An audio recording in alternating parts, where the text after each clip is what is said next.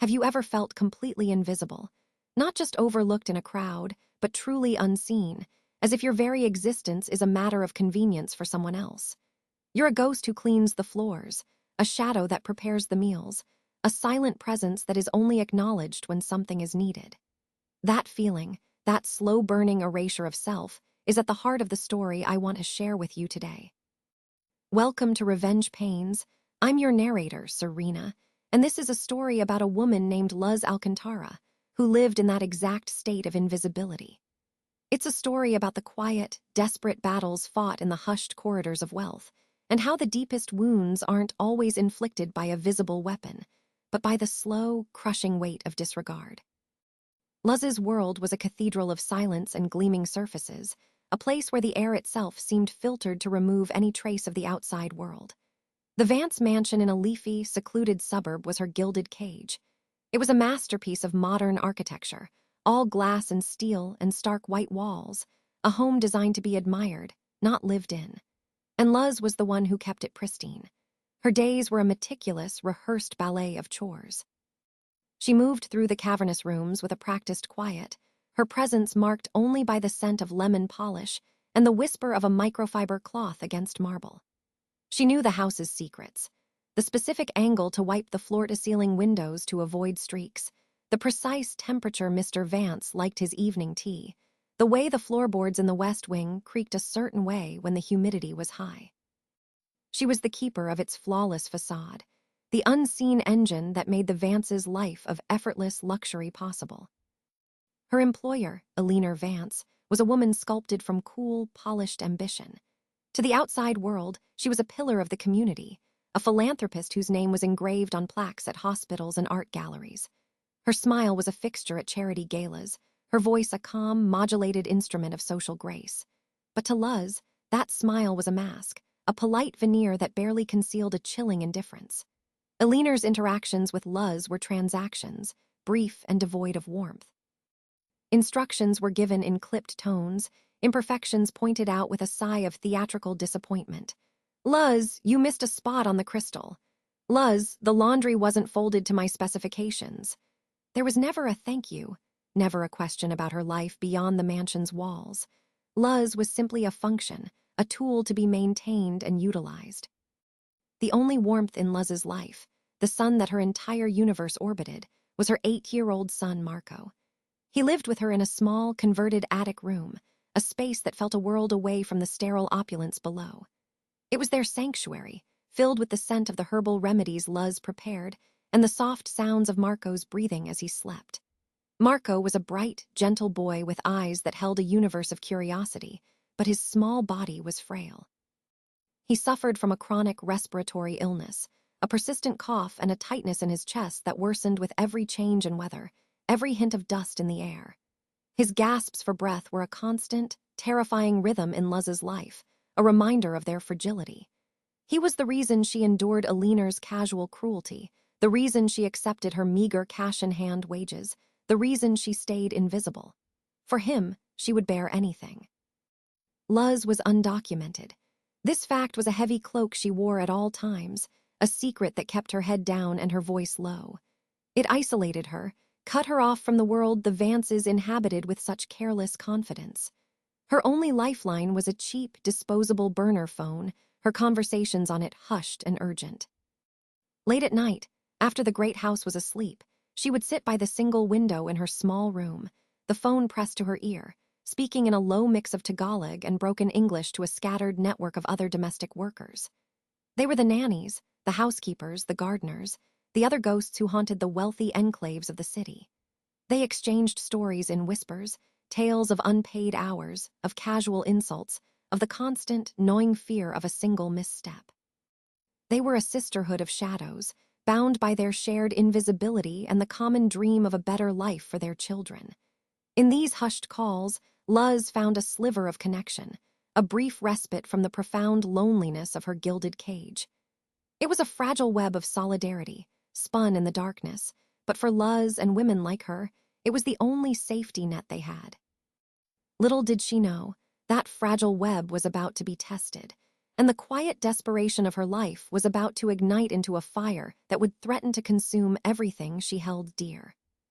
The change came, as it so often does, not with a roar but with a wheeze. It was a Tuesday in late autumn, the air outside crisp and sharp, the kind of air that always seemed to find its way into Marco's small, vulnerable lungs. The day had been ordinary. Luz had spent hours polishing the Vance's collection of silver, each ornate fork and spoon a testament to a life she could barely imagine. Alina had been hosting a luncheon for her coterie of equally wealthy friends, and the house had been filled with the sound of tinkling laughter and champagne flutes. Luz had moved through the periphery, refilling glasses, clearing plates, her movements so seamless she was barely noticed. But all the while, a knot of anxiety was tightening in her stomach. She had heard it that morning, a faint, telltale whistle in Marco's breathing as she dressed him for the day. She had given him one of her herbal infusions, a blend of ginger and lagundi leaves that usually brought him some relief, but she knew it was a temporary fix, a prayer whispered against a coming storm. By evening, the storm had arrived. The guests were gone, and a blanket of quiet had descended upon the house. Luz was in her attic room with Marco, trying to coax him to eat some soup. He could barely take a spoonful, each attempted swallow interrupted by a deep, rattling cough that shook his small frame. His face was pale, his lips tinged with a frightening shade of blue. The whistle in his chest had grown into a ragged, desperate gasp for air. He was trying to speak, to tell her it was okay, but the words were lost, stolen by the tightening vice around his lungs. This was it. This was the attack she had been dreading for years, the one her herbs and prayers couldn't hold back. Panic, cold and sharp, pierced through Luz's carefully constructed composure. She remembered the Vance's home medical kit. She had seen it once when Mr. Vance had cut his finger while cooking. It was a state-of-the-art diagnostic unit, a sleek black case filled with devices Luz didn't even have names for, including a pulse oximeter, and she was almost certain, a nebulizer. The very machine the doctors at the free clinic had said Marco desperately needed. It was kept in a locked closet in the master suite. Swallowing her fear, Luz carried Marco downstairs. He was terrifyingly light in her arms. She found Alina in the study, a glass of wine in one hand, a spreadsheet glowing on her laptop screen. "Ma'am," Luz's voice was a strained whisper, tight with unshed tears. "Please, it's Marco, he can't breathe. I need the medical kit. Or please, can you call an ambulance?" Alina looked up, her expression not one of concern, but of pure, unadulterated annoyance. It was as if a piece of furniture had suddenly started speaking to her. She glanced from Luz's terrified face to the gasping child in her arms, and a flicker of something cold and calculating passed through her eyes. It wasn't pity. It was risk assessment. "An ambulance," Alina said, her voice dripping with disdain. "Absolutely not. Do you have any idea the questions they would ask, the paperwork, the liability?" She stood up not to help but to create distance. "And the medical kit is for the family. You can't just use our things." Her gaze fell on Marco, and for a fleeting moment, Luz thought she saw a hint of sympathy. She was wrong. "This is precisely the issue with your situation." The words hung in the air, heavy and suffocating. Your situation. The polite, coded language for her undocumented status, the invisible chain that kept her bound to this house. "But he's sick, ma'am. He's just a little boy."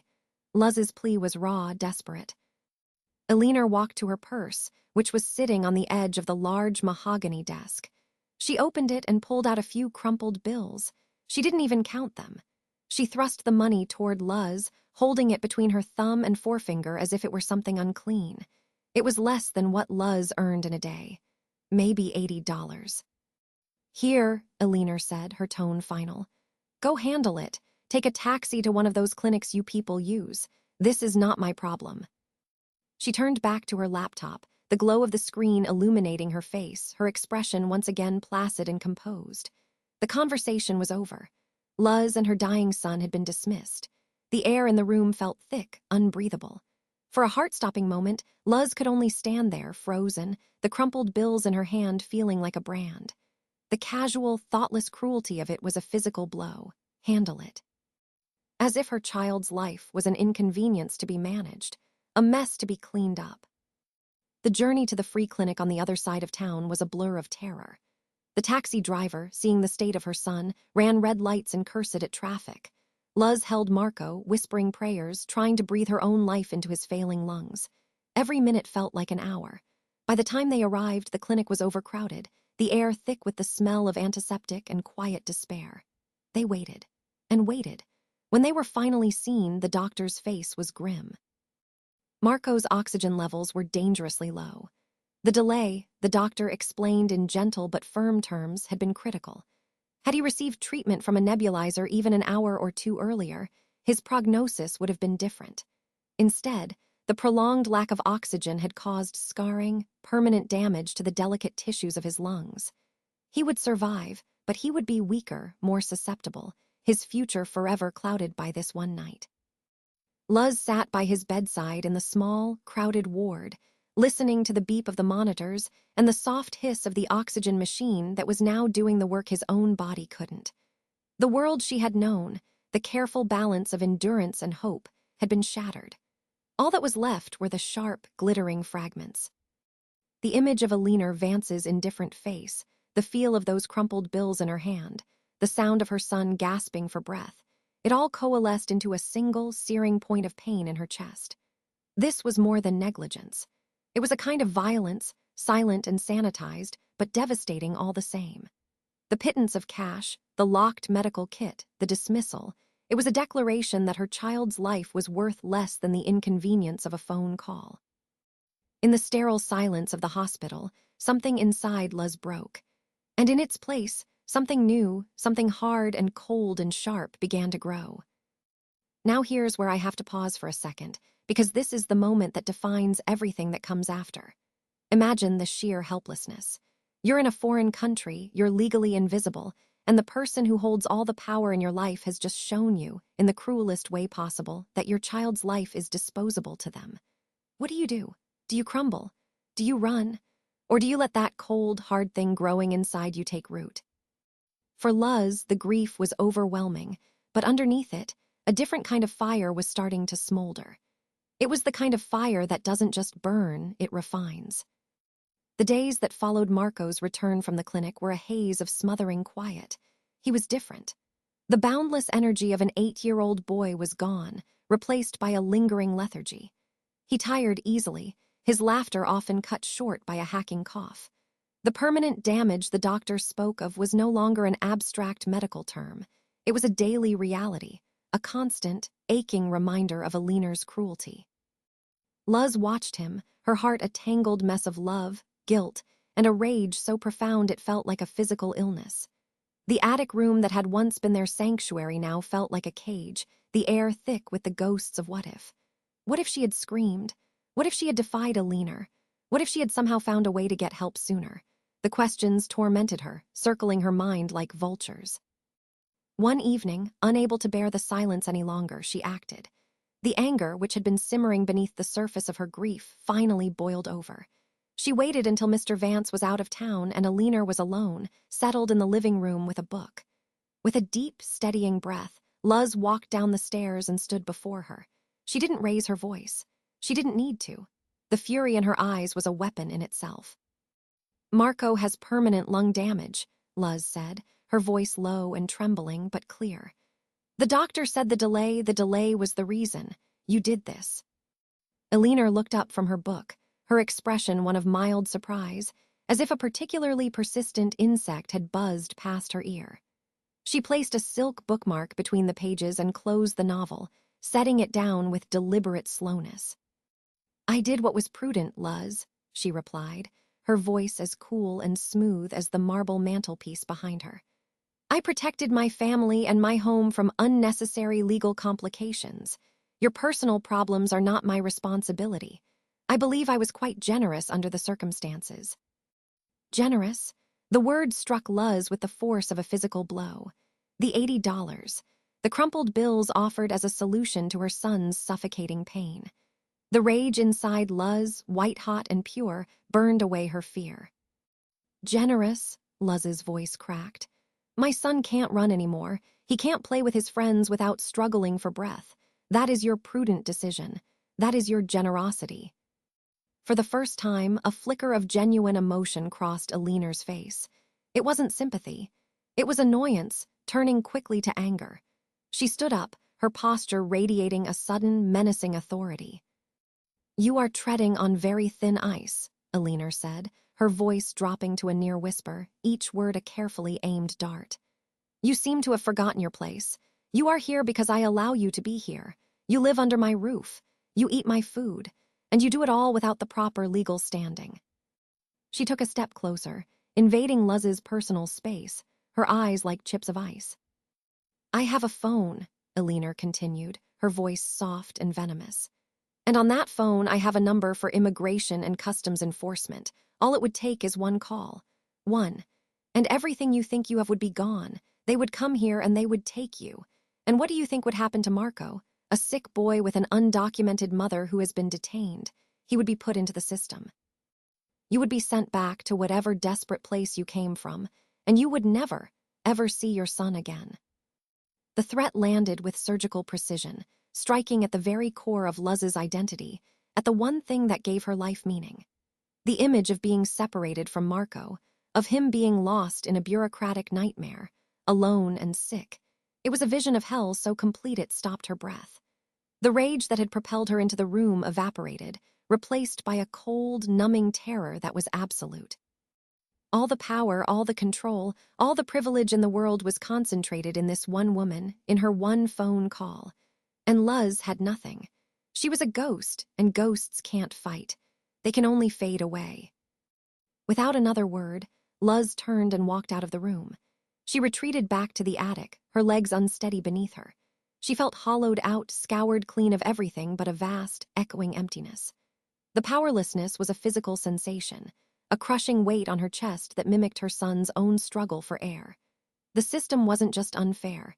It was a fortress designed brick by brick to keep people like her silent, invisible, and utterly disposable.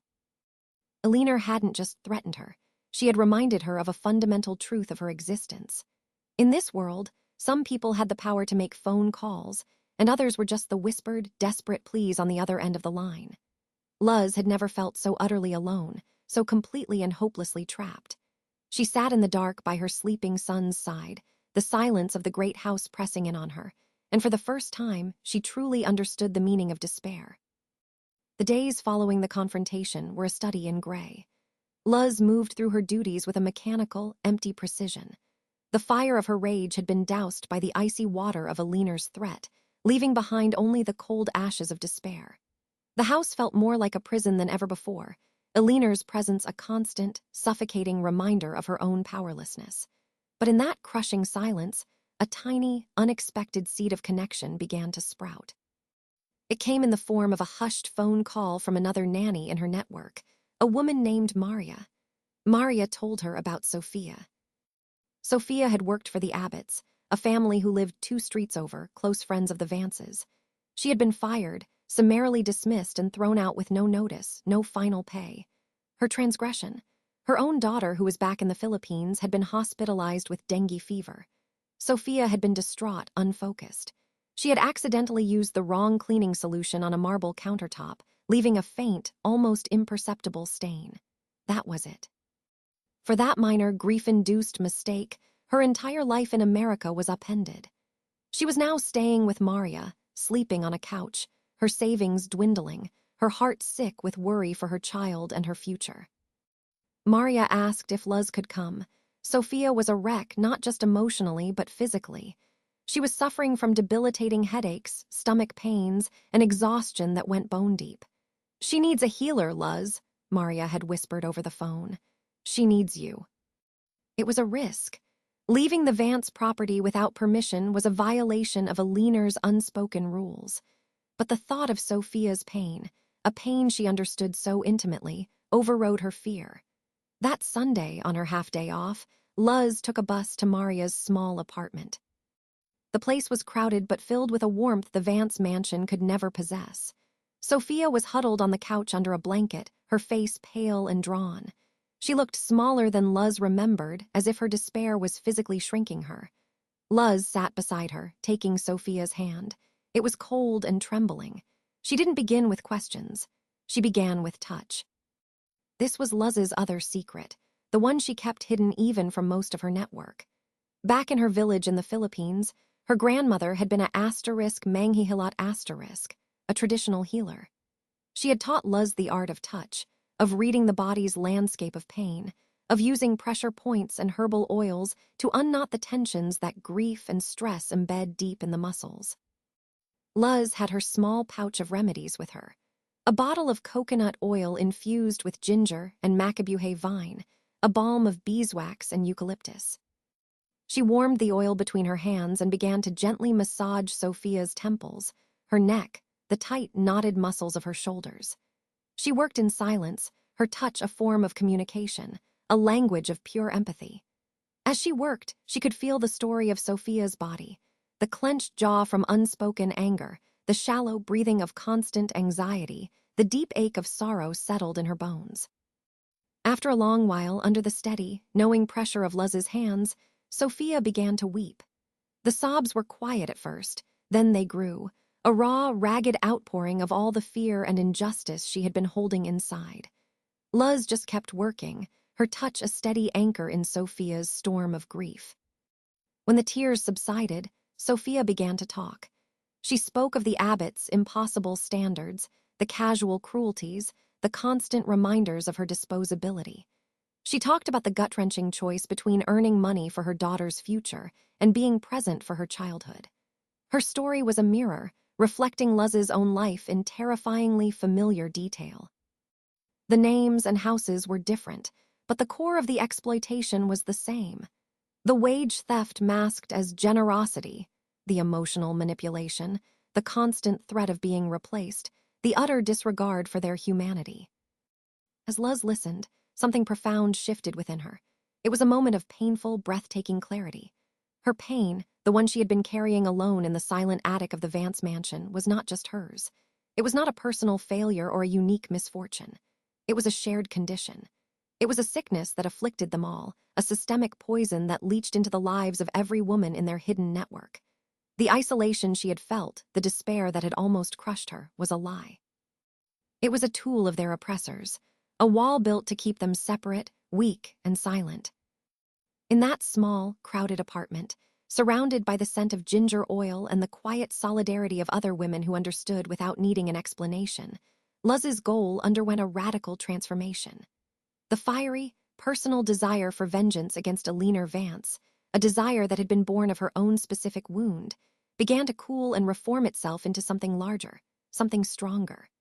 Revenge felt too small now, too selfish. It would be a fleeting satisfaction, a momentary release, but it wouldn't change anything. It wouldn't save the next Sophia or the next Luz. Justice, the word settled in her mind, solid and heavy. Not the abstract justice of courtrooms and laws that had always felt so far removed from her world, but a practical, tangible justice. Justice would be accountability. Justice would be protection. Justice would be ensuring that no other woman had to bargain for her child's life or be thrown away like trash for a moment of human grief. Her focus shifted from Alina, the individual, to the system that produced her. Her pain was no longer just a wound to be nursed. It was data. Sophia's story was data. Every whispered complaint over their burner phones was data. It was evidence of a widespread, systemic crime. "We need to write it down," Luz said, her voice quiet but filled with a new, steely resolve. "Everything, not just for us, for everyone." She looked at Sophia, whose eyes were still wet with tears but now held a flicker of something new, a questioning hope. She looked at Maria, who was nodding slowly, her face grim but resolute. "Every late payment," Luz continued, the idea taking shape as she spoke. "Every time they made you work on your day off, every time they insulted you, every time you were denied rest when you were sick, we document it all, we make a record, we become our own witnesses." This was the turning point. In healing another's pain, Luz had begun to heal herself. She realized that her true power was not in her own hands, but in the clasped hands of her sisters. Her goal was no longer to tear one person down. It was to build something up. A fortress of their own, not of brick and mortar, but of shared stories, collected evidence, and a collective, unyielding demand for dignity. She would no longer be just a healer of bodies. She would become a healer of their shared condition, and her prescription would be justice. The ledger of her own pain was about to become a ledger for them all. Have you ever noticed how power dynamics can shift with just a small change in demeanor? A person who was once timid and silent suddenly holds your gaze a little longer. Their voice, once hesitant, gains a new, quiet firmness. They haven't done anything, not really, but you can feel it. The balance has changed. This is what began to happen with Luz, and you can bet that a woman like Alina Vance, whose entire world was built on maintaining control, noticed it immediately. The quiet war for dignity had begun, and the battlefield was the sterile, silent Vance mansion itself. Luz's transformation was subtle, almost imperceptible at first. She still performed her duties with her usual meticulous care, but the air of defeated resignation around her was gone. It was replaced by a quiet, watchful intensity. Her movements were just as silent, but now they were the movements of a hunter, not a ghost. Her life took on a dual purpose. By day, she was the invisible nanny, polishing the surfaces of the Vance's perfect life. By night, she was an archivist of injustices, the central node in a clandestine network of resistance. The burner phones, once a lifeline for lonely whispers, became tools of organization. Luz, guided by a fierce, newfound clarity, began to systematically gather the stories of the other women. "Tell me everything," she would urge them in hushed, late-night calls. "Write down the dates, the times, what was said, who was there." She taught them to see their daily humiliations not as personal burdens, but as pieces of a larger puzzle. The evidence began to trickle in, a secret digital tide. A blurry photo of a cramped, windowless room a housekeeper was forced to live in. A pay stub showing hours mysteriously unpaid. A secretly recorded audio clip of an employer's tirade, full of demeaning language. Each piece of evidence was a small act of rebellion, a dangerous declaration of existence. Luz created a system, storing the files in a heavily encrypted cloud account under a false name, a digital fortress accessible only to her. She called it the Ledger, a name that gave their collection of pain a sense of order and purpose. It was a ledger of debts, and she was determined that one day those debts would be paid. But this new purpose did not go unnoticed. Alina Vance was a woman attuned to the slightest ripples in her environment. She noticed the change in Luz's eyes. The fear was gone, replaced by something she couldn't quite name, but that felt like defiance. She noticed Luz was more guarded with her phone, that she ended conversations abruptly if Alina entered a room. The air between them grew thick with a tense, unspoken suspicion. Alina, a master of psychological warfare, decided to reassert her dominance. Her methods were designed to be a show of power, a reminder to Luz and anyone else who might be getting ideas of exactly who was in control.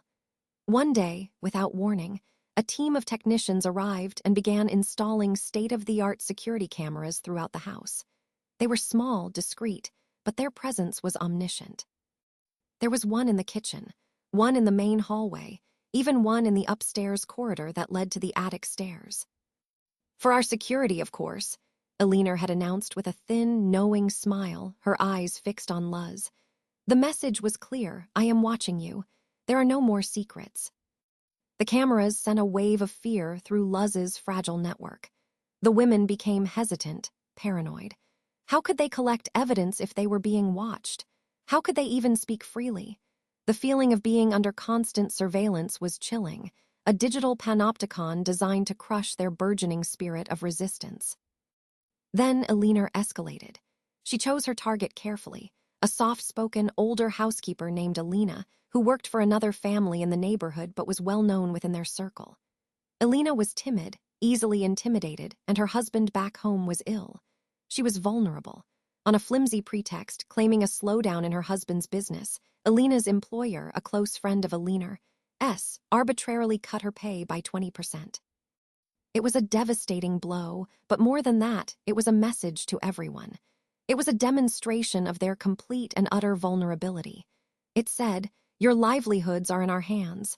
We can take them away whenever we choose. Comply or face the consequences." The move was brutally effective. The trust Luz had so carefully cultivated began to fracture. The flow of information slowed to a trickle. Women who had been bold enough to send photos and recordings now fell silent. The fear was too great. The risk felt too high. One woman, her voice trembling over the phone, told Luz she was deleting everything. "It's too dangerous, Luz," she whispered. "I have 3 kids. I can't lose this job. We can't win." Luz felt a familiar wave of despair wash over her. She had come so far, only to be thwarted by the very power structure she was trying to fight. Eleanor's show of force was working. The network was on the verge of collapsing, not from an outside attack, but from the inside, eaten away by fear and distrust. Luz sat in her attic room, the unblinking green light of the hallway camera visible under her door, a constant, malevolent eye. She had led these women to the edge of rebellion, and now she felt them pulling back, retreating into the shadows where it was safer. Eleanor hadn't just installed cameras. She had installed fear directly into the hearts of their community, nearly shattering the one weapon they had, their unity. The weight of their collective hope, and now their collective fear, rested squarely on her shoulders. She had to find a way to fight back, a way to show them that the cameras and pay cuts were not signs of strength, but of fear. Eleanor was afraid of them, and that, Luz realized, was a weapon in itself. In the face of her network's crumbling morale, Luz knew that stories and scattered pieces of evidence were no longer enough. The fear Eleanor had sown was too powerful. They needed more than a collection of grievances. They needed a weapon. A single, undeniable piece of proof so powerful it could withstand the chilling effect of the new security cameras and threats. They needed a silver bullet, and that's when she sought outside help.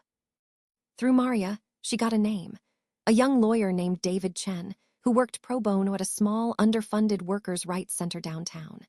The center was tucked away on the second floor of a worn-out building, a world away from the stately avenues where Luz worked.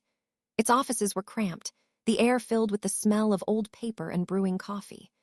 David Chen was young, sharp, his eyes holding a combination of weary pragmatism and fiery idealism.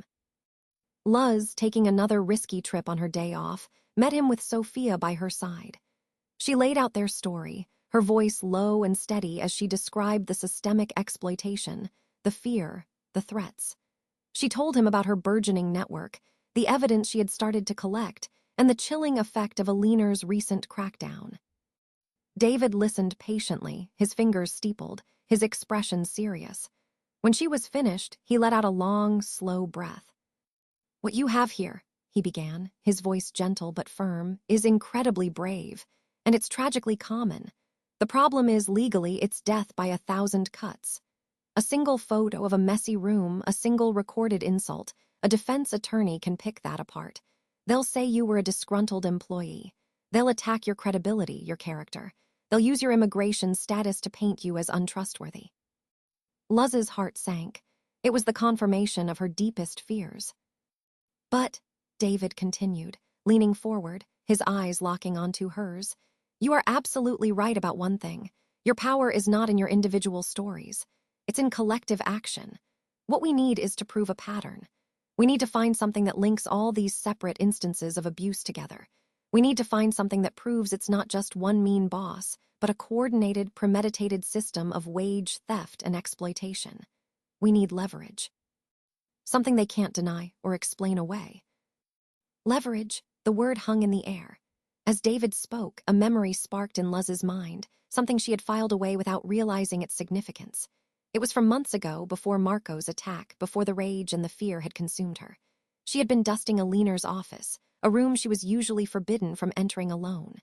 Eleanor had been called away by an urgent phone call, and for a few moments, Luz was unobserved. On the corner of the grand mahogany desk, there was a book. It wasn't a novel or a day planner. It was an old-fashioned, leather-bound ledger, the kind with marbled end papers and ruled columns. Eleanor was famously, almost obsessively, meticulous. She didn't trust digital records for everything. This ledger was where she tracked all the household expenses in her elegant, looping handwriting. Luz had glanced at it, her curiosity piqued. She saw entries for landscaping, groceries, dry cleaning. But then she saw another section, this one more cryptic. It was a list of names, or rather, initials. LASR, MG. Next to the initials were weekly cash amounts, far below what minimum wage would dictate. And next to each entry, a handwritten code. For Luz, LA, the code was NS, no status. For another worker, a gardener she knew who was a legal resident but was still paid in cash off the books, The code was CO, cash only. Most chillingly, she saw notations that seemed to link to other families. An entry like, loaned MG to Abbott's 2 days, with a corresponding cash amount. It wasn't just a record of Aliner's own illegal practices. It was a map of the entire network. It was a detailed, handwritten confession of a conspiracy to exploit undocumented and underpaid labor across their entire social circle. It was undeniable proof of systemic, premeditated wage theft. It was the silver bullet. "The ledger," Luz whispered, the realization dawning on her. She looked at David, her eyes wide. "She keeps a handwritten ledger." David's pragmatic demeanor cracked, a slow, brilliant smile spreading across his face. "A what? A handwritten ledger? In this day and age?" He let out a short, incredulous laugh. "Oh, the beautiful, beautiful arrogance of the rich. They think they're untouchable, that the old rules don't apply to them." He leaned back in his chair, his eyes gleaming. "Luz, if you can get me photos of that ledger, that's not just leverage, that's the whole game." The plan was hatched right there, in that cramped little office. It was audacious, dangerous, and had to be flawless. They would need a diversion, something big enough to pull Aliner completely away from the house and her office for at least 10 minutes.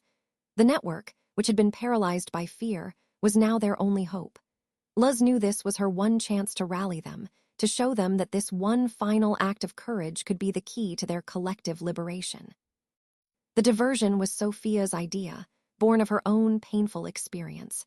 She suggested staging a domestic disaster at the Abbott residence, the home from which she had been so cruelly dismissed.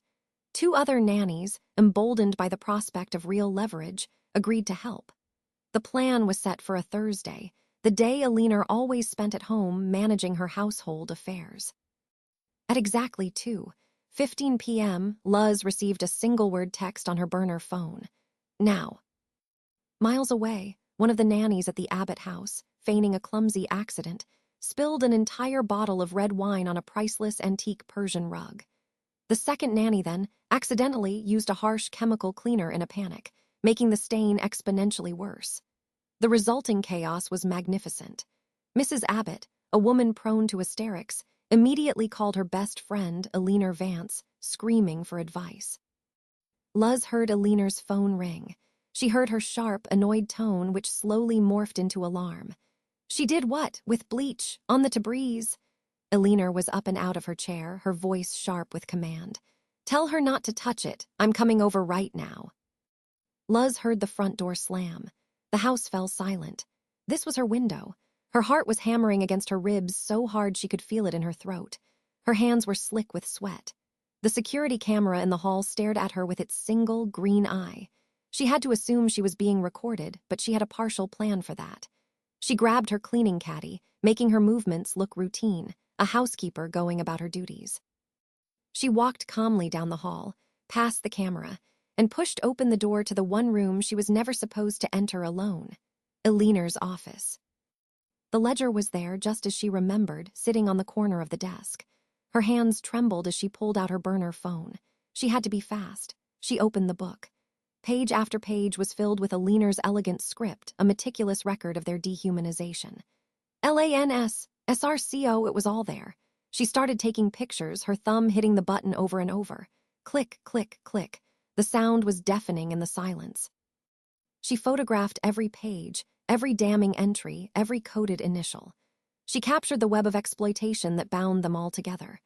After what felt like an eternity, but was likely no more than 4 minutes, she was done. She closed the ledger, placed it exactly as it had been, and backed out of the room, pulling the door quietly shut. She walked back down the hall, past the camera, and retreated to the safety of the kitchen. She leaned against the counter, her whole body shaking, her breath coming in ragged gasps. She had it. She held a digital ghost of their collective pain and exploitation in the palm of her hand. It was the key, the leverage, the undeniable truth. And it was a weapon that was about to bring the silent, invisible war into the light. The days after securing the photographs of the ledger were the most tense of Luz's life. She carried the burner phone with her everywhere, a heavy, dangerous secret tucked into her pocket. Every glance from Aliner felt like an accusation, every moment of silence in the house a prelude to discovery. But for the first time, Luz's fear was overshadowed by a sense of profound, terrifying power. The data was sent to David Chen, who confirmed its devastating potential. The game had changed. The final act was about to begin. Guided by David, they chose not to pursue a public, drawn-out lawsuit. A lawsuit would be brutal. It would expose the women to media scrutiny, to character assassination by high-priced defense lawyers, and most terrifyingly, to the very real threat of deportation. Eleanor's threat to call ICE was not an idle one. A public fight would turn their lives into a battlefield, and even if they won, the scars would be deep. David proposed a different strategy, one that was quieter but infinitely more strategic. It was a strategy aimed not at retribution, but at justice. He called it a private reckoning. They would request a meeting, not with just Eleanor, but with two other prominent employers from her network whose names and coded payments were clearly visible in the ledger, Mrs. Abbott and another woman, Mrs. Davies. They would confront them not in a courtroom, but in a controlled, private setting. They would present them with a choice, either face public ruin or meet their terms. The request for the meeting was sent by David Chen on the formal letterhead of the Workers' Rights Center. It was polite, professional, and chillingly vague. It simply stated that he represented a number of domestic workers in their community and wished to discuss a matter of mutual and urgent importance regarding labor practices. The letter implied a legal challenge without explicitly stating one, a move designed to bring them to the table without giving them time to coordinate a detailed defense. As David predicted, their arrogance was their weakness. Believing it was likely a shakedown from a single disgruntled employee, they agreed to the meeting, intending to shut it down quickly and forcefully. They chose the venue themselves, a conference room at a discreet, high-end hotel, neutral ground, but one where they felt comfortable and in command. The day of the meeting, Luz felt a calm she hadn't experienced in years. She dressed simply, not in her work uniform, but in a plain, dignified dress she had bought from a thrift store. Sophia sat beside her in David's car, her hands clasped tightly in her lap, her face pale but resolute. They were no longer just Luz and Sophia. They were representatives of a silent, invisible workforce, and they carried the weight of all those stories with them. They walked into the conference room. Eleanor, Mrs. Abbott, and Mrs. Davies were already there, seated on one side of a long, polished table. They looked confident, annoyed, their expensive bags placed in front of them like shields. They were flanked by a single, stern-looking lawyer. They saw Luz and Sophia, and their expressions shifted from annoyance to a kind of cold fury. Eleanor's eyes, in particular, locked onto Luz with a look of utter betrayal and contempt. They had expected an ambulance-chasing lawyer, not their own nannies.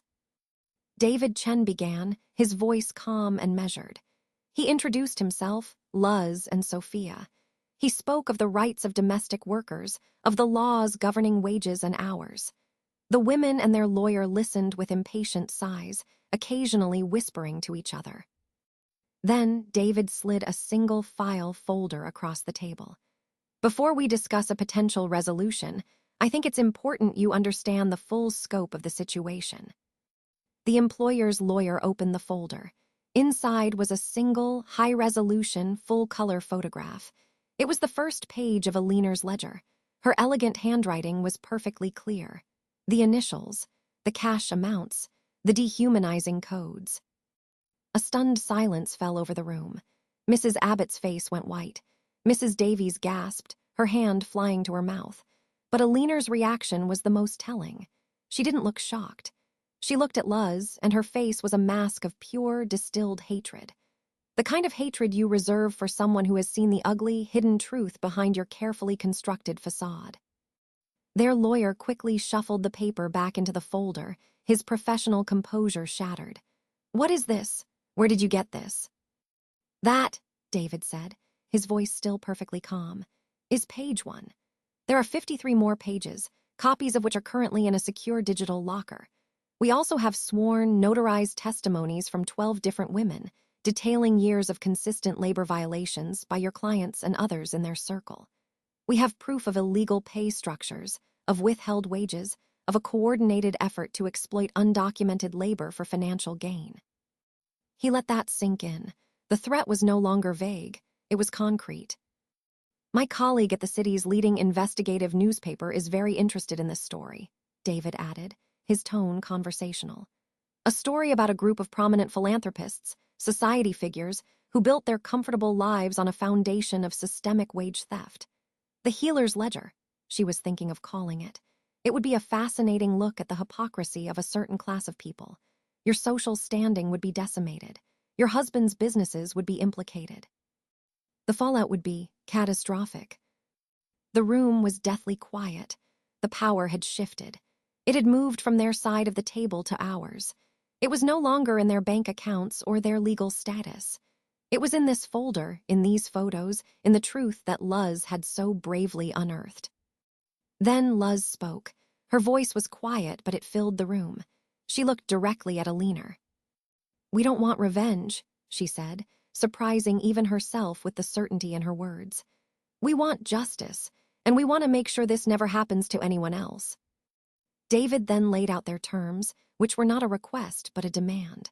First, full back pay, calculated at the legal minimum wage plus overtime, for every worker documented in the ledger for a period of 3 years. A list of names and amounts was provided. Second, a legally binding agreement signed by all 3 of them to adhere strictly to all state and federal labor laws from this day forward. Third, a significant 6-figure contribution to be made anonymously to the Workers' Rights Center. This money would be used to create a permanent support fund, providing legal aid, emergency housing, and counseling for domestic workers in the city. The threat was unspoken but clear as glass. Agree to these terms, and the ledger disappears forever. Refuse, and by morning, their entire world would be in flames. Cornered, humiliated, and faced with undeniable social and financial ruin, they had no choice. Their lawyer, after a brief, frantic, whispered conference with his clients, agreed to everything. The transfers would be made within 24 hours. The agreements would be signed. They folded, completely. As they left the hotel, Luz didn't feel a surge of triumph or a thrill of victory. She felt a profound, quiet sense of release. It was as if a heavy, invisible weight she had been carrying for years had finally been lifted. The victory wasn't loud or dramatic. It was a silent, seismic shift in the foundations of their world. Word spread quietly through the network of nannies and housekeepers, not with shouts of joy, but with relieved, tearful whispers over their phones. Some women, empowered by the sudden influx of their rightful back pay, chose to leave their jobs immediately, finally having the resources to seek a better life. Others chose to stay, but they stayed different.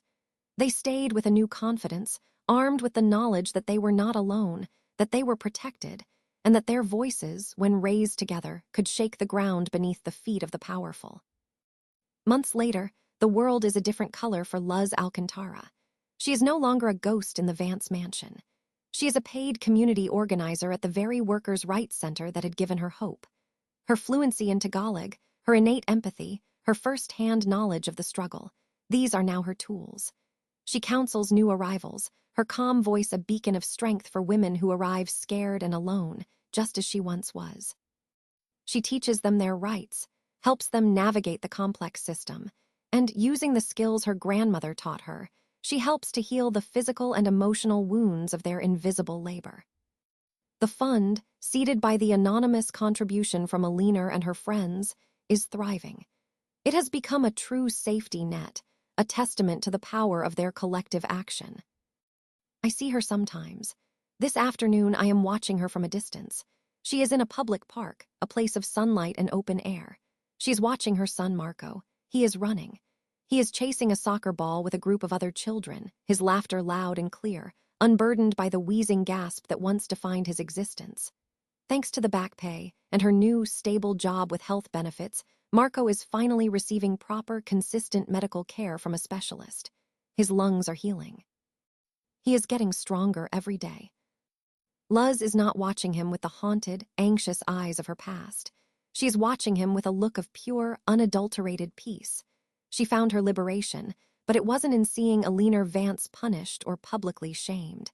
She doesn't know what happened to Alina, and she doesn't care. Her freedom wasn't about tearing someone else's world down. It was about building her own. It was about forging her pain into a shield for others. Her liberation was in this moment, right here, watching her son run freely under an open sky, knowing that the system of solidarity she helped build stands as a quiet, powerful promise that no one else in her community will have to suffer in the silence and shadows as she did. The ledger of pain has been closed, and in its place, she has written a new book, one of hope, resilience, and the quiet, unyielding power of community. So what do you think of Luz's journey? It wasn't a fiery, explosive revenge, but a quiet, calculated dismantling of an unjust system. She chose justice over personal vengeance, and in doing so, she didn't just free herself, she liberated an entire community. What would you have done in her position? Would you have sought public revenge, or would you have chosen the same path? Let me know your thoughts in the comments. We read everyone, and your stories and perspectives are what make this community at Revenge Pains so powerful. Thank you for listening.